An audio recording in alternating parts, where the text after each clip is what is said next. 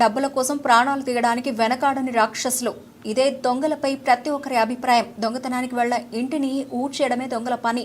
డబ్బులు, విలువైన వస్తువులే వారి టార్గెట్. ఒకసారి దొంగలు దోపిడీకి ఫిక్స్ అయ్యారంటే ఏమాత్రం జాలి దయ లేకుండా ఉన్నదంతా దొంగలిస్తారు.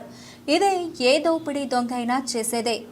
అయితే హైదరాబాద్ శివార్లోని మహేశ్వరం ఓ విచిత్ర దొంగ సీసీ కెమెరాలకు చిక్కాడు. ఓ హోటల్లో జరిగిన ఈ దొంగతనం చాలా ఫన్నీగా ఉంది. దీంతో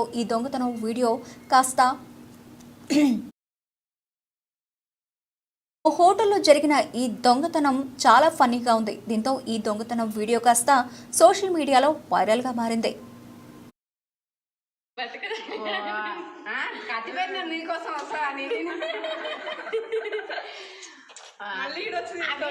పైసలు